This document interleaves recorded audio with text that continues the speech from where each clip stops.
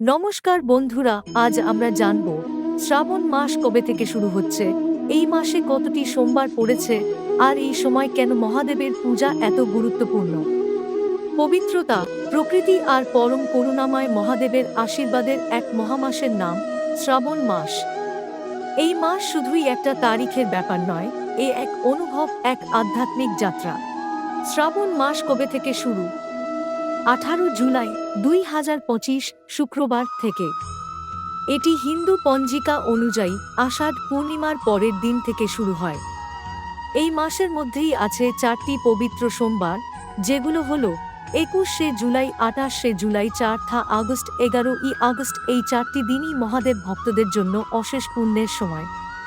কিন্তু কেন শ্রাবণ মাসেই মহাদেবের পূজা করা হয়? এই প্রশ্নের উত্তরে আছে এক পুরাতন পৌরাণিক কাহিনী।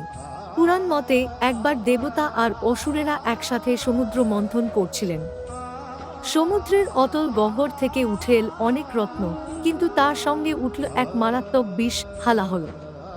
সেই বিষে গোটা সৃষ্টিজগৎ ধ্বংসের পথে চলে যাচ্ছিল। তখন সবাই ছুটে গেলেন ভগবান শিবের কাছে। তিনি দ্বিধা না করে সেই বিষ নিজে পান করলেন, যাতে পৃথিবী ও জীবজগৎ বাঁচে। তাঁর কণ্ঠ নীল হয়ে গেল, তাই তিনি হলেন নীলকণ্ঠ শিব। কিন্তু বিষ শরীরে ধারণ করে তিনি যন্ত্রণায় অস্থির হয়ে পড়েন। তখন দেবতারা তাঁকে শীতল রাখতে জল ঢালতে শুরু করেন তাঁর উপর। সেই সময়টা ছিল শ্রাবণ মাস।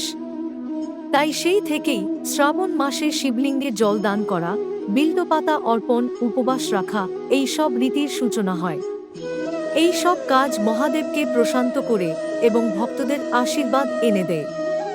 শ্রাবণ মাস মানেই পরম ভক্তির সময়। এই মাসে শিবের নাম জপ এবং প্রতিদিন সকালে শুদ্ধ মনে পুজো, এগুলো করলে মহাদেবের কৃপা পাওয়া যায়। তাই এই শ্রাবণ মাসে চল আমরা মন থেকে বলি, ও নমঃ শিবায়, হর হর মহাদেব।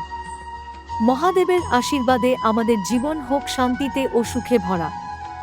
আর হ্যাঁ বন্ধুরা, এই 4টি সোমবারে ঠিক কিভাবে পুজো করবেন, কি জল, কি ফুল আর কোন মন্ত্র বলবেন, সব জানতে চাইলে এখনই চ্যানেলটা লাইক করে সাবস্ক্রাইব করে রেখো। চল নতুন এক ভক্তিময় যাত্রা শুরু করি মহাদেবের আশীর্বাদে।